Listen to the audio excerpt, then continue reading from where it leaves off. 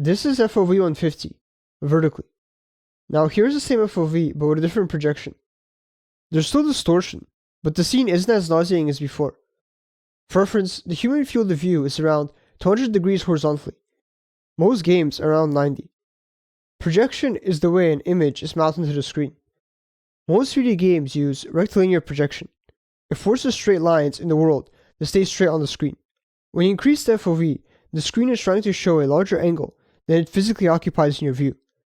Rectilinear is still trying to keep lines straight, so it shrinks the center. As a result, moving around with a high FOV feels much faster than with a low FOV, and objects get scaled up as they move from the center of the screen to the edges. As the FOV gets closer to 180 degrees, you need to scale the screen more and more for every new degree, and you cannot make a flat screen take up 180 degrees of your view. Panini projection fixes this by changing how the camera's output is mapped on the screen. Unlike rectilinear projection, it allows lines to curve. This gives it more freedom in redistributing the distortion instead of concentrating it all at the edges. Panini still keeps important lines straight. Vertical lines stay straight, and any lines passing to the center stay straight.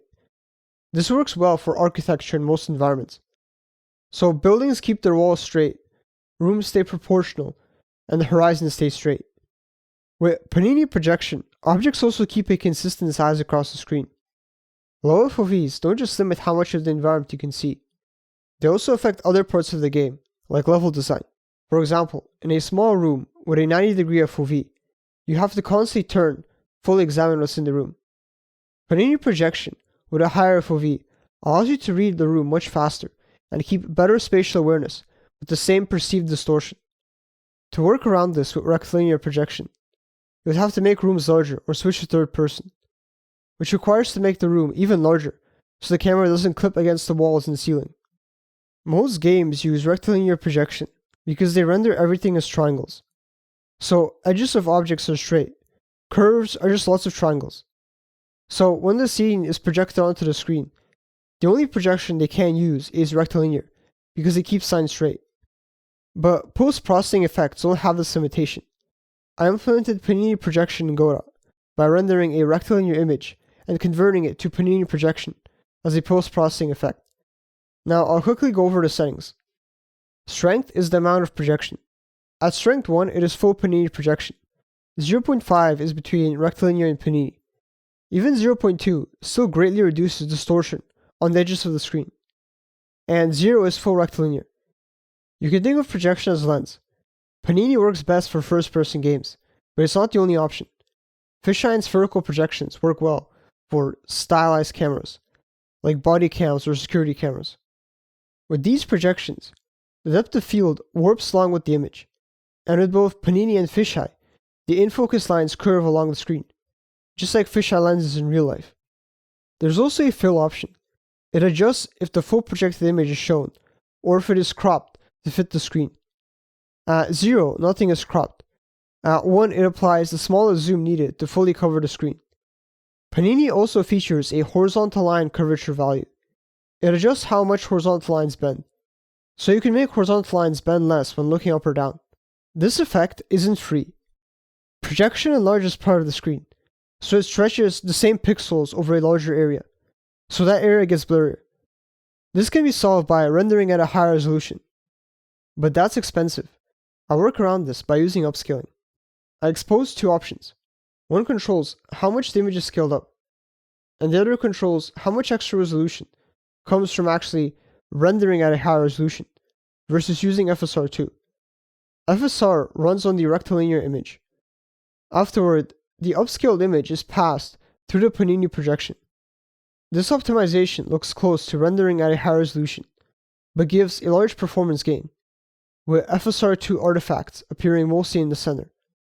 The edges of the screen look better because Panini projection squeezes them, so more source pixels are mapped to fewer screen pixels. Supersampling and upscaling replaces anti-aliasing, so any other anti-aliasing techniques should be disabled, especially MSAA, because at higher resolutions, it's really expensive. Here's how this effect works in Godot. I rendered a scene in rectilinear projection, and to a sub-viewport with HDR enabled.